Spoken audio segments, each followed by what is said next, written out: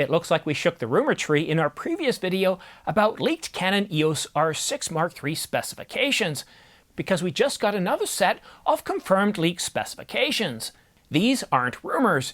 These are leaked specifications from someone who's not only seen the camera, but also held the camera. So help us out and subscribe and we'll get right to it.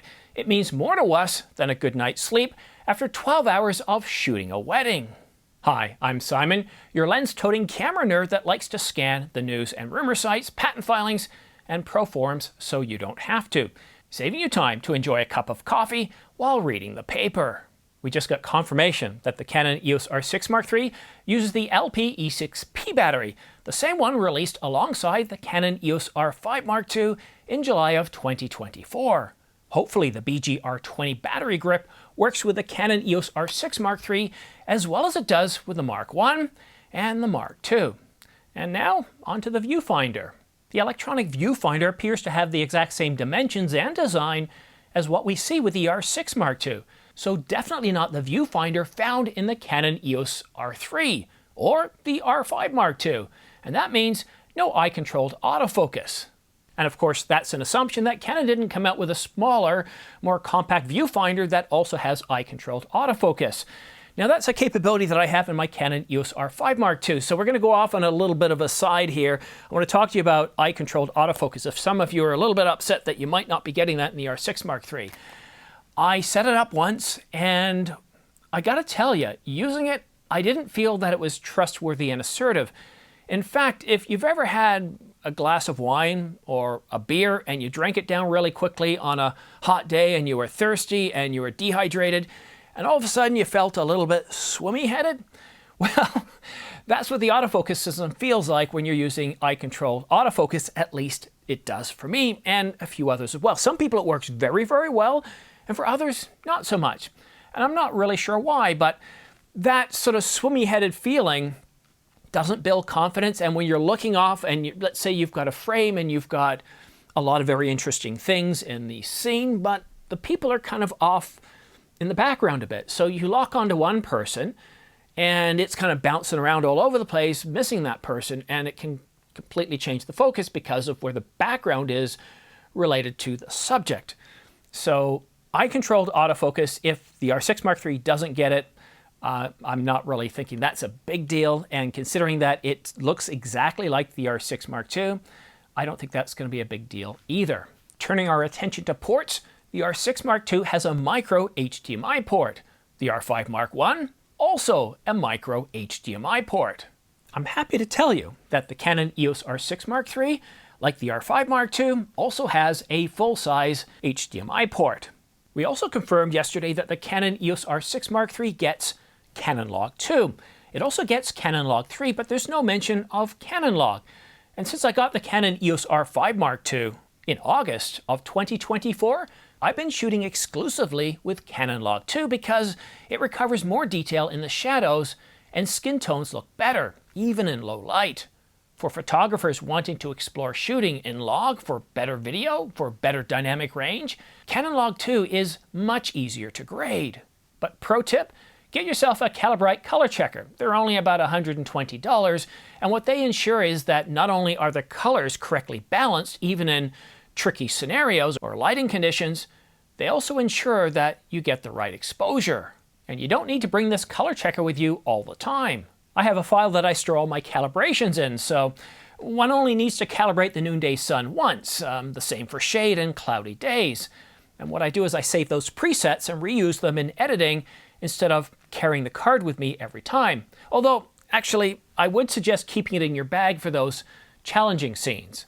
For more details, well, check out Calibrate's tutorials as they take you step by step on how to use the card, balance, adjust the hues, saturation, as well as the midtones, shadows, and highlights. I know for some it might be frustrating that I'm going off on all these tangents, but in a recent comment I was told that I don't properly explain things, so now I'm probably going to hear that I'm spending too much time making these videos longer. So back to the specifications. Canon's been removing all eye from many camera bodies. I particularly remember, well, I was very unhappy to find out that the Canon 90D was released without all eye. And this was a rather interesting announcement because the night of the announcement, it was one of those kind of 11 p.m. midnight announcements, we understood that it did have all-eye, and we woke up in the morning, not only did it not have all-eye, but we also couldn't shoot at 24 frames per second. It was gone from the camera.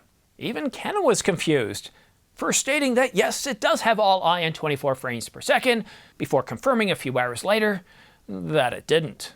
But I am happy to say that the Canon EOS R6 Mark III gets all-eye, which is now known as All-Intra. And we've got some clarification on OpenGate. We can do OpenGate in 7K, which means that we can expect 7K oversampled 4K up to 30 frames per second in non-OpenGate modes. Now, whether it can do 7K oversampled up to 60 frames per second, I'm not sure. I mean, I would expect the camera can do it. But as we see with the Canon EOS R5 Mark II, the camera can do 8K 60. But as of today, Canon, for some reason you're holding back and not giving us 4K 60 frames per second fine or 4K 60 fine. I'm just really curious as to see what happens there. I hope we do find out a little bit more in the coming days. I wouldn't be surprised if we get some clarification on some of the frame rates shortly. But it's plain as day as why Canon added CF Express Type B card slots, 40 frames per second at 32 megapixels. For a lot of photographers, this is a true, well, successor to the EOS R. Much faster, true, better autofocus, true, but to have that 30 to 32 megapixels, that sweet spot, that alone is enough for many photographers to upgrade. And now, on the video side, to get 7K OpenGate, that's pretty impressive. But one thing both of these do is they dramatically increase the amount of data in transit, and then, of course, the amount of data that then needs to be stored rapidly at high bit rates.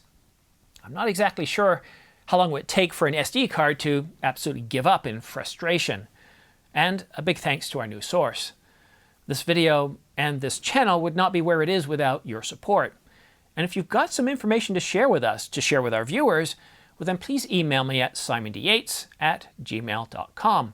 And if you are interested in pre-ordering the Canon EOS R6 Mark III on November the 6th, please use my affiliate links to B&H and Adorama in the United States, Wex Photo and Video in the United Kingdom, and Photoca in Europe.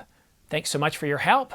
Now, for each purchase, we do get a small commission back. I just want to be fair and transparent, and it really does help keep the lights on and avoid those multi-minute long Squarespace and VPN sponsorships. Now, I just had a thought here. I was going to close out this video, but a thought just hit me. Bear with me for a moment. Many of us thought that the R5, or many of us, let me think here. I've got the R5. I'm shooting with it right now in the R5 Mark II upstairs.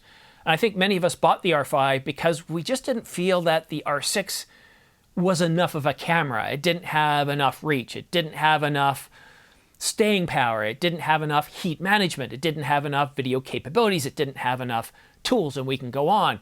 The R5 is a better camera in most every way. With a resolution of 32 megapixels and powerful video capabilities, will a flood of R5 owners decide on the R6 for their next purchase? Will it give us the capabilities we need, but at a lower price? A lower price in a market where everything is going up, and it doesn't matter where you live in this world.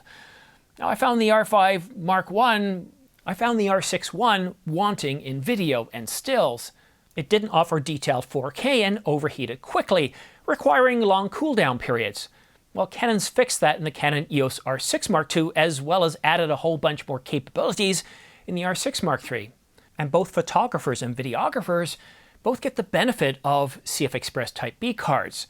Storage is no longer the bottleneck, and transcoding on the card is now possible as much faster transfer speeds of 3.7 gigabytes per second read and 3.5 gigabytes per second write sustained. SD cards can't even come close to touching that. So this begs the next question. Has Canon somehow shot themselves in the foot, making the R6 Mark III better than it should be, taking away customers from the R5 line? No. Sure, they're going to use some sales that they would to customers that would have bought in the higher end market, but they will still get sales. What they won't lose is customers going to Sony or Nikon for the Sony a7 IV, the a7 V, the Nikon Z6 Mark III, and the upcoming Nikon Z6 Mark IV, because the R6 isn't powerful enough, hasn't got enough megapixels, and not enough video-rich capabilities. The R6 Mark III isn't just good news for us, it's good news for Canon, and I'm pretty sure that Canon, their engineers, their salespeople, are very proud of this camera. Thank you so much for indulging me by watching this video, and we'll see you tomorrow. Most likely tomorrow, because information keeps coming fast and furious. Thanks so much for watching. Cheers. Bye-bye now.